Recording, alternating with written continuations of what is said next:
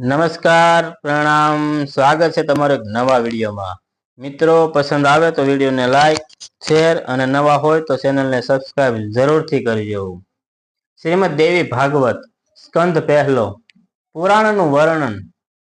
જે ચેતન સ્વરૂપ, જેનો કોઈ આદિ નથી તથા ચેતનથી જે ભગવાન માં અંબિકા છે, એમનું ધ્યાન કરીને ભક્તિભાવ રાખીએ ત્યારે માતા આપણી બુદ્ધિને સચેત કરે છે તથા આપણામાં એમના તરફ અનન્ય ભાવ પેદા કરે છે। ભક્તિભાવ મુક્તિ પ્રદાન કરે છે। આવા બ્રહ્મ વિદ્યા સ્વરૂપણી આદ્ય શક્તિ અંબિકાના શરણોમાં શત શત પ્રણામ।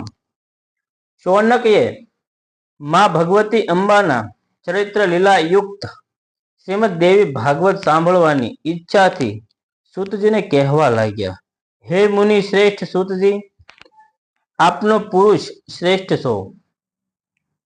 આપે સર્વ પુરાણોનું અધ્યયન કર્યું છે।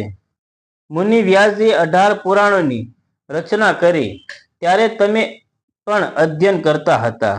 હે મુનિવર, તમે તો સંપૂર્ણ શાસ્ત્રોનો વેતા એટલે કે ત્રિવિધ તાપોથી પર છો। આ તમામ મુનિ મંડળ આપના મુખેથી શ્રીમદ દેવી ભાગવત સાંભળવાની ઈચ્છાથી પ્રેરિત છે। માટે આપ અમારા ઉપર કૃપા કરી અમને માતાની લીલા કથાનું વર્ણન કરી સંભળાવો। નૈમિષારણ્યમાં શૌનકજીના આશ્રમે તમામ મુનિ મંડળ એકઠું થયેલું અને સૂતજી મુખેથી શ્રીમદ દેવી ભાગવત સાંભળવા ઉત્સુક હતું। એટલે એ સર્વ મુનિ શ્રેષ્ઠ વતી શૌનકજીએ સૂતજીને વિનંતી કરી। શૌનકજી ઈચ્છા તથા મુનિઓની અભિલાષા જાણી સૂતજી પ્રસન્ન વદને કહેવા લાગ્યા, શ્રીમદ દેવી ભાગવત એક અદ્ભુત શાસ્ત્ર છે તથા વેદોની માન્યતા પ્રાપ્ત છે। આવા પવિત્ર પુરાણની પરાંબા માતાની સ્તુતિ કરી તથા હૃદયપૂર્વક ભક્તિભાવ રાખીને હું માતાના શરણોમાં પ્રણામ કરી આપ સૌને આ મહાપુરાણની વિસ્તારથી સંભળાવું છું। બધા પુરાણોમાં આ શ્રેષ્ઠ દેવી ભાગવત સર્વશ્રેષ્ઠ છે। આમાં કોઈ બે મત નથી। આ પુરાણમાં 18,000 શ્લોક છે અને તેની રચના સંસ્કૃત ભાષામાં થઈ છે। સૂતજીના ગુરુ અને સત્યવતીના પુત્ર ભગવાન વ્યાસ નારાયણે આ પુરાણને 12 સ્કંદોમાં વિસ્તાર્યું છે।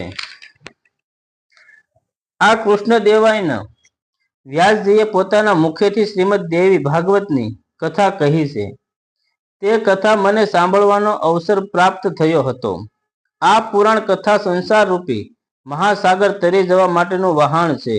હે મુનિઓ, આ પુરાણના શ્રવણથી મનુષ્યના ઉપર માતા અંબિકાનો અનન્ય ભાવ ઉતરે છે। એટલે હવે હું આપને સૌને શ્રીમદ દેવી ભાગવત જે મેં મારા ગુરુદેવ સમાન વ્યાસજી પાસેથી સાંભળ્યું છે, યથાતમ મારી મતિ અનુસાર તમને કહી સંભળાવું છું। જય શ્રી કૃષ્ણ।